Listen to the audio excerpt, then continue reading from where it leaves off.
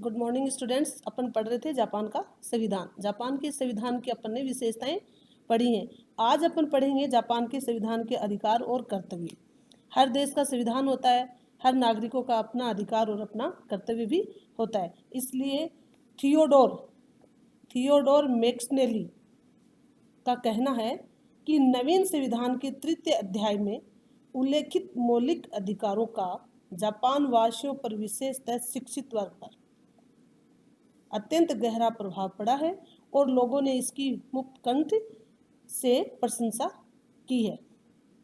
अधिकारों का सिद्धांत राजदर्शन के आधार सिद्धांतों में से एक है। किसी राज्य का क्या स्वरूप है, इसका अनुमान हमें उन अधिकारों द्वारा ही होता है जो राज्य किसी विशेष काल में अपने नागरिकों के लिए सुलभ करा सकता है। राज्य का अस्तित्व केवल इसलिए नहीं होता कि वह नागरिकों से आज्ञा पालन कराता रहे, यानी ये बताया गया है कि राज्य के अंदर यही नहीं होता है कि वह व्यक्ति को उनको कार्य में करवाता रहे और उसे उनके अधिकार और उनके कर्तव्यों के बारे में ही ना बताएं। तो क्या है कि इसलिए नहीं होता है कि वह नागरिकों से आज्ञा पालन कराता रहे, उसे निष्ठा की मांग करता रहे। राज्य का अस्तित्व इसलिए भी होता है कि वह अपने नागरिकों के आत्म विकास के लिए प्रयत्न करे, ऐसी परिस्थितियां उत्पन्न करे जिनसे नागरिकों की अंतर्निहित क्षमताओं का विकास हो। ठीक है, यही परिस्थितियां अधिकार बताई गई है। जापान एक क्या है? आधुनिकतम विकसित राज्य है। जापान एक आधुनिकतम विकसित राज्य है जहां संयुक्त राज्य अमेरिका और ब्रिटेन की शासन व्यवस्था का अद्भुत समागम है। अधिकार के क्षेत्र में भी इन्हीं देशों की मिलीजुली छाप मिलती है कि जापान के संविधान में एक संपूर्ण अध्याय, यानी आपने ऊपर पढ़ा है उसके थिंकर्स के तीसरे अध्याय में, कि नागरिक अधिकारों की विवेचना के लिए रखा गया है और अनुच्छेद 30 से 40 तक इन अधिकारों का विस्तृत विवरण भी किया गया है। अनेक विद्वान हैं, आप जो ये विद्वानों के नाम लिखोगे उनके जो नाम है, जो उनकी डेफिनेशन है, वो सेम वैसी ही आपको लिखनी है, उसमें आपको चेंज नहीं करना है। अनेक विद्वानों ने जापानी संविधान के उस भाग की क्या की है? प्रशंसा की है कि जिसमें नागरिकों के अधिकारों का समावेश है।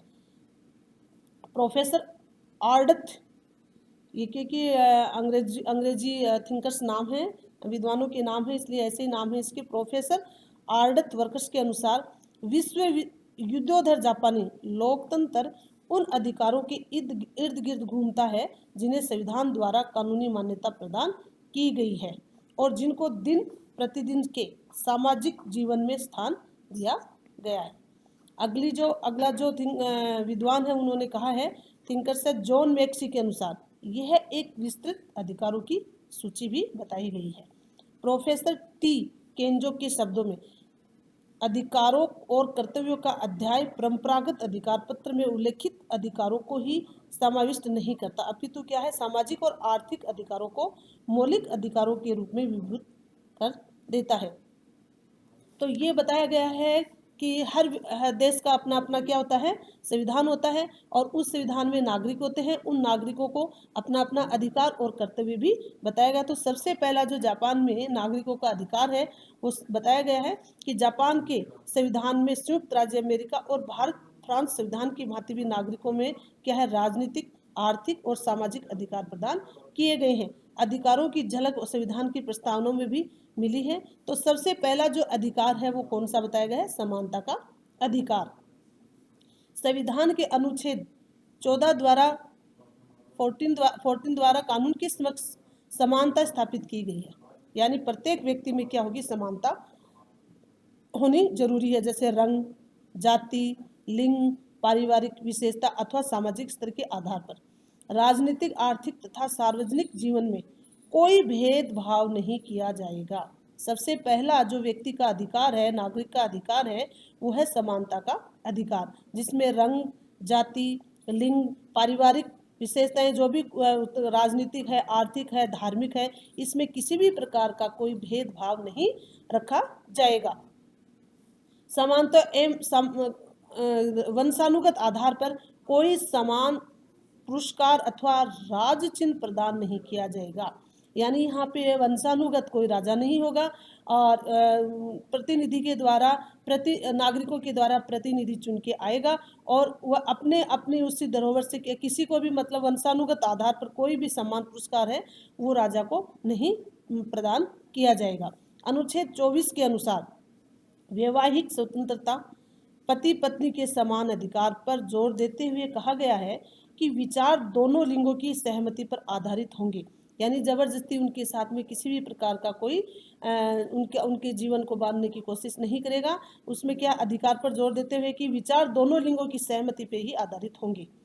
समानता का अधिकार है दोनों में। ऐसा नहीं है कि भाई लड़की है तो उसको जबरदस्ती, उसको लड़का पसंद नहीं है उसके बावजूद भी उसको क्या किया जाए, उसको जबरदस्ती उसके साथ बांध दिया जाए, ऐसा नहीं है। उसका भी कोई अधिकार है तो उसको दोनों, चाहे स्त्री हो चाहे पुरुष हो, दोनों के अधिकारों के बारे में सोच करके आगे का कार्य किया जाएगा और दोनों को लिंग की सहमति पर आधारित होते हुए फिर उसको पारस्परिक सहयोग एवं पति पत्नी के समान अधिकार के मूल आधार पर स्थित रखा जाएगा। उत्तराधिकार, संपत्ति संबंधी अधिकार, अविश्वास का चयन, विवाह संबंध विच्छेद तथा पारिवारिक एवं विवाह संबंधी अन्य विषयों पर कानून व्यक्ति की गरिमा और दोनों लिंगों की अनिवार्य समानता के सिद्धांत पर निर्मित होंगे।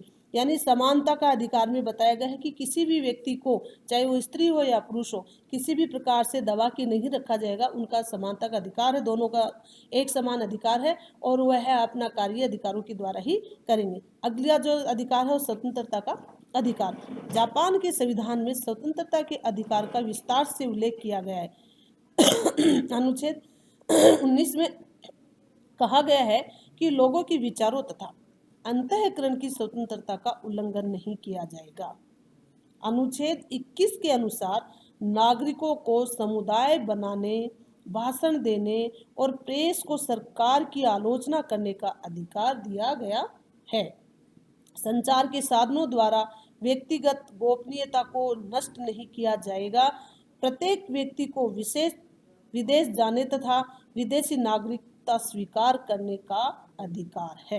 यानी बताया गया है कि प्रत्येक नागरिक को स्वतंत्रता का अधिकार दिया गया है कि प्रत्येक व्यक्ति को अपने व्यवसाय के चयन तथा देश के किसी भी भाग में बसने और निवास करने, यानी किसी भी देश में रहने का करने का अधिकार बताया गया है। अनुच्छेद 31 के अनुसार किसी भी व्यक्ति को कानूनी प्रक्रिया के बिना जीवन तथा स्वतंत्रता से वंचित नहीं किया जा सकेगा। यानी प्रत्येक व्यक्ति, प्रत्येक नागरिक क्या है, कानून के अंडर में रह के अपना जीवन यापन करेगा। अनुच्छेद 37 के अनुसार सभी फौजदारी मुकदमों से अभियुक्त को किसी निष्पक्ष न्यायालय से शीघ्र तथा सार्वजनिक जांच कराने का अधिकार है। अभियुक्ति के गवाहों से करने तथा वकील की सहायता पाने का अधिकार भी बताया गया है। अनुच्छेद 38 के अनुसार किसी भी व्यक्ति को अपने ही विरुद्ध गवाही देने के लिए विवश नहीं किया जाएगा। तो अगला जो अधिकार आप पढ़ रहे हो स्वतंत्रता का अधिकार है। और 39 अनुच्छेद 39 के अनुसार किसी भी व्यक्ति को एक ही अपराध के लिए 2 बार दंडित नहीं किया जा सकेगा।